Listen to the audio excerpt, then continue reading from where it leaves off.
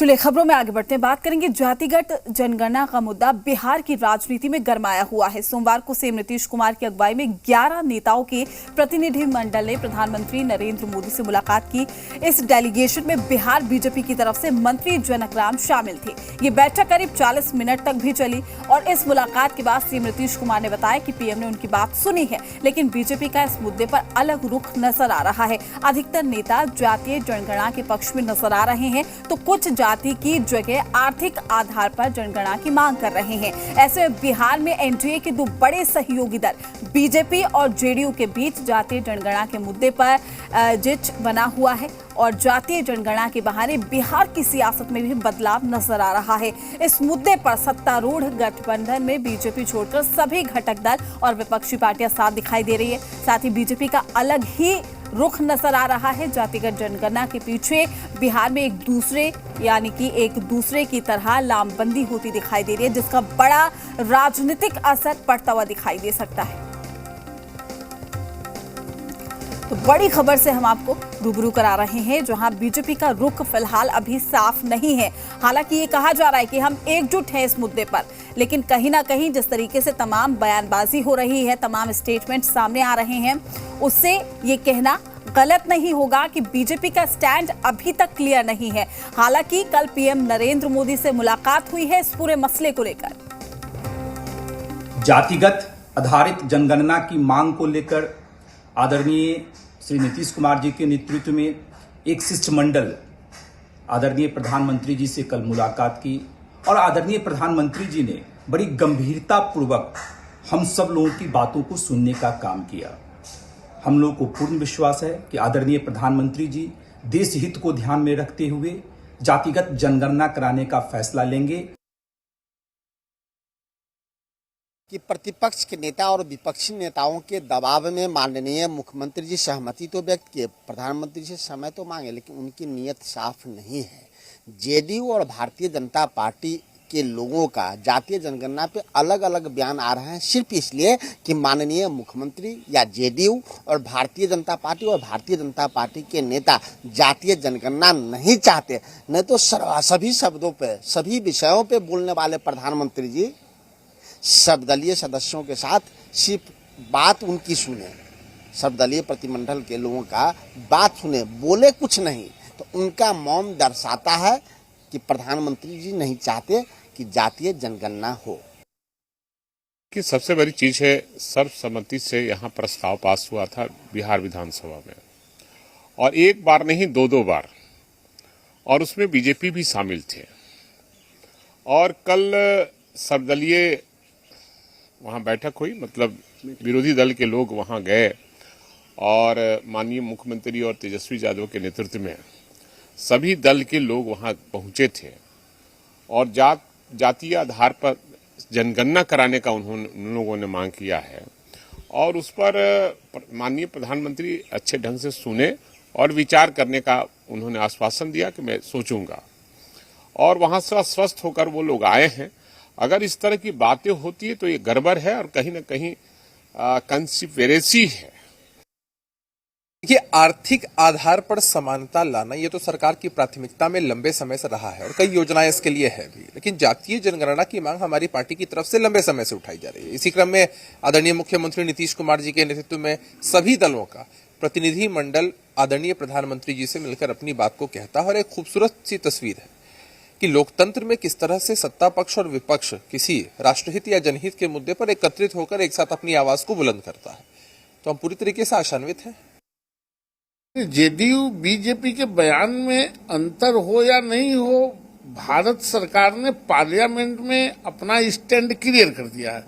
उसके बावजूद भी बिहार के से डेलीगेशन मिलने चीफ मिनिस्टर के नेतृत्व में लोग गए थे।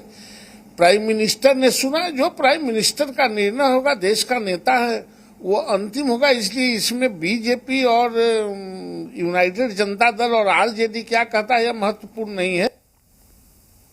तो कहीं ना कहीं बीजेपी का स्टैंड साफ होता हुआ नजर नहीं आ रहा है। तमाम बयानबाजी हो रही है। कल इस मुद्दे को लेकर पीएम नरेंद्र मोदी से बिहार की डेलीगेशन ने मुलाकात भी की थी और साथ ही उम्मीद भी ये जाहिर की जा रही है कि जल्द ही जातीय जनगणना हो सकती है। हालांकि तमाम जानकारी के साथ हमारे संवाददाता आशुतोष हमारे साथ जुड़ चुके हैं। आशुतोष, कल डेलीगेशन ने मुलाकात की, बात हुई, 40 मिनट तक उनकी बात सुनी गई और सीधे तौर पर सीएम नीतीश कुमार ने भी यहां पर उम्मीद जाहिर की है कि कहीं ना कहीं जो पीएम नरेंद्र मोदी निर्णय लेंगे वो सकारात्मक होगा। लेकिन दूसरी ओर बीजेपी का स्टैंड अब तक क्लियर होता हुआ नजर नहीं आ रहा।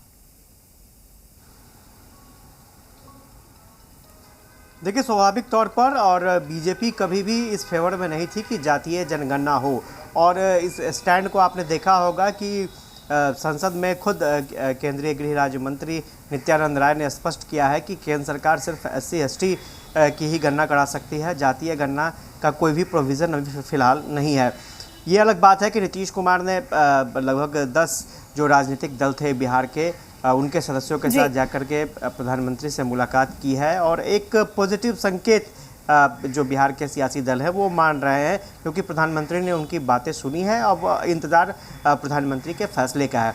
लेकिन ये फैसला इतना आसान नहीं होगा, क्योंकि सिर्फ बिहार की बात नहीं है। अगर करवाना होगा तो पूरे देश में जातीय जनगणना करवाना होगा। दूसरी तरफ आप बिहार बीजेपी में ही देखिएगा, कई ऐसे नेता हैं जिन्होंने खुलकर साफ तौर पर कहा है कि जातीय जनगणना का कोई मतलब नहीं है, आर्थिक आधार पर गणना होनी चाहिए।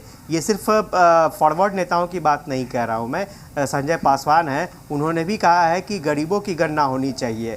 कल ज्ञानेंद्र ज्ञानू ने, जो बीजेपी के विधायक हैं, उन्होंने कहा था कि जातिगत जनगणना के आधार पर अमीर और गरीब की गणना होनी चाहिए, क्योंकि अगर ये गणना सटीक होती है अमीर और गरीब के आधार पर तो सबको इसका फ़ायदा मिलेगा।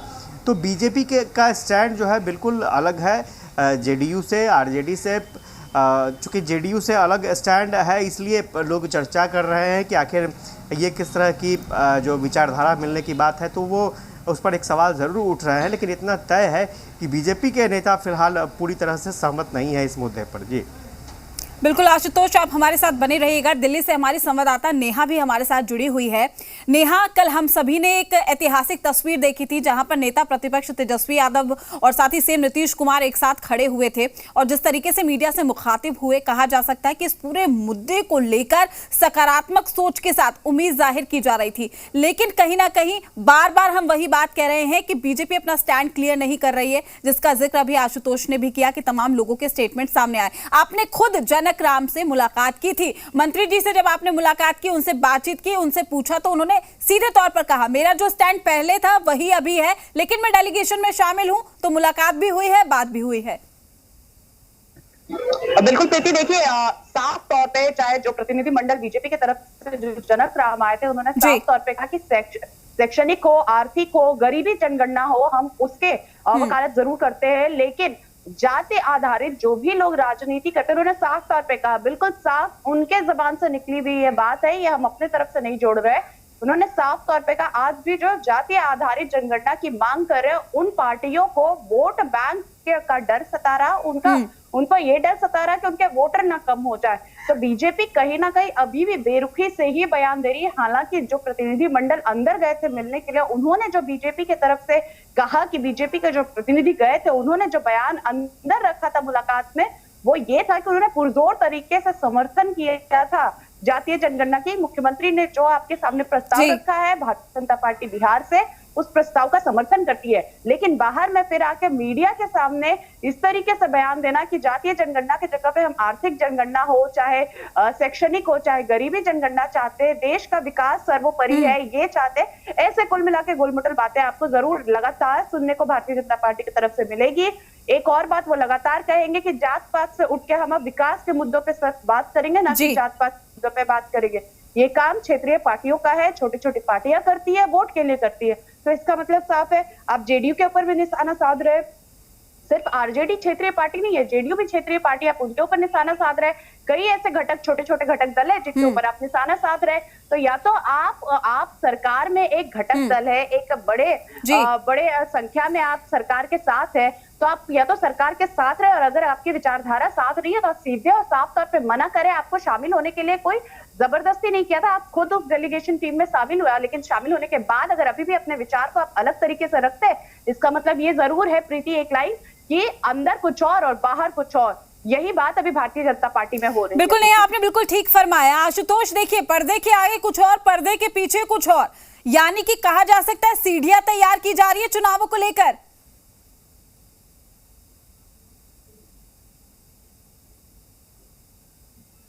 कि सिर्फ एक मुद्दे पर आप ये क्लियर नहीं कर सकते हैं कि दोनों के रास्ते अलग अलग हो जाएंगे। कई मुद्दे थे ऐसे, आपको याद होगा धारा 370 का मामला देखिए आप, इसके अलावा आप ट्रिपल तलाक का मामला देखिए, उस मसले पर भी जेडीयू बीजेपी के राय बिल्कुल अलग थे, लेकिन उसके बावजूद भी दोनों मामले सॉर्ट आउट हुए और आज भी जेडीयू बीजेपी के साथ खड़ी है। तो दो अलग अलग दल है, दो अलग अलग सोच हो सकती है, विचारधारा हो सकती है, लेकिन इसका मतलब ये कतई नहीं निकाला जा सकता है कि दोनों दल जो है वो अब अलग अलग रास्ते पर जाने की तैयारी कर रहे हैं। हाँ, इतना ज़रूर है कि इस मुद्दे पर टकराहट ज़रूर बढ़ेगी, तल्लखी बढ़ेगी, बयान आएंगे और हो सकता है आने वाले समय में और कई ऐसे इश्यूज हों जिस पर से दोनों दलों के बीच में विवाद गहरा सकता है। लेकिन फिलहाल अभी ये कहना कि इस मुद्दे को लेकर के दोनों दल अलग अलग रास्ते पर चले जाएंगे, ये कहना थोड़ी जल्दबाजी होगी। जी बिल्कुल आशुतोष और नेहा, देखिए लगातार उम्मीद तो जरूर जाहिर की जा रही है कि जातीय जनगणना पर पीएम नरेंद्र मोदी का जो रुख है वो सकारात्मक होगा। अगर सकारात्मक नहीं होता तो क्या फिर हम एक बार फिर से टकराव देख पाएंगे? जहां हमने कल ऐतिहासिक तस्वीर देखी थी, लेकिन आने वाले दिनों में वो टकराव देख पाएंगे? बिल्कुल टकराहट होगी प्रीति, और टकराहट बार बार होगी जातीय जनगणना पे, क्योंकि विपक्ष के पास अभी 2-3 ऐसे मुद्दे हैं जिसके ऊपर ही वो सरकार को।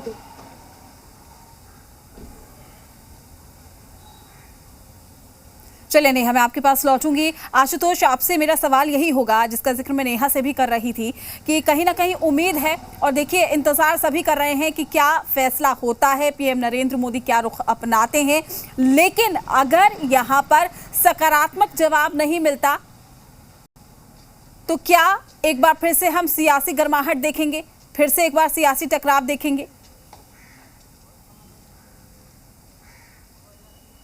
देखिए, इसका जवाब कल ही मिल चुका था। कल आपने सुना होगा कि नीतीश कुमार ने ये कहा था कि तेजस्वी यादव के कहने पर ही वो प्रधानमंत्री से मिलने के लिए आए हैं।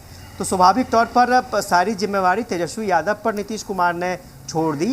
उनका साफ तौर पर ये इशारा था कि उनकी इच्छा नहीं थी कि इस मुद्दे पर वो प्रधानमंत्री से जाकर मिले। तो नीतीश कुमार बहुत ही अभी लिबरल मूड में है। इसका मतलब ये आप समझ सकती हैं कि फिलहाल बीजेपी से ज़्यादा टकराहट लेने की स्थिति में नीतीश कुमार नहीं है। हाँ, इतना ज़रूर है कि अपनी पार्टी की अपनी विचारधारा होती है और उस विचारधारा के साथ पार्टी के नेता बयान ज़रूर देंगे, इसमें कोई दो राय नहीं है। हाँ, टकराहट की जहाँ तक बात है तो टकराहट इस हद तक नहीं जाएगी। मैंने पहले भी कहा कि टकराहट अभी फ़िलहाल इस हद तक जाने की उम्मीद नहीं है कि दोनों दल अलग अलग रास्ते को अपना लें। हाँ, इतना ज़रूर है कि अपनी बातें ज़रूर जेडीयू मुखर होकर के रखेगी, लेकिन इसमें भी इफ बट की स्थिति है, क्योंकि आपको याद होगा कि जो विशेष दर्जा का मामला था, इसको भी लेकर के दोनों सदनों से प्रस्ताव पारित हुआ था, लेकिन विशेष दर्जा आज तक बिहार को मिला नहीं, क्योंकि वो प्रोविज़न ही खत्म हो चुका है और विशेष पैकेज की बात है, तमाम चीज़ें हैं। उसी तरह से देखना होगा कि इस मुद्दे पर भी सर्वदलीय जो कह सकते हैं सहमति बनी है, दोनों सदनों से प्रस्ताव पारित हुआ है, लेकिन इस मुद्दे पर भी अगर नीतीश कुमार को, आरजेडी को सफलता मिल जाए, ये कहना अभी थोड़ी जल्दबाजी बिल्कुल आशुतोष, और देखने वाली बात होगी, इंतजार अभी थोड़ा लंबा हो सकता है। नेहा, बिल्कुल आप भी दिल्ली में मौजूद हैं, नजर बनाए रखिएगा, अपडेट हम आपसे लेते रहेंगे। शुक्रिया आपका हमारे साथ जुड़ने के लिए। आशुतोष, आपका भी शुक्रिया हमारे साथ जुड़ने के लिए। चलिए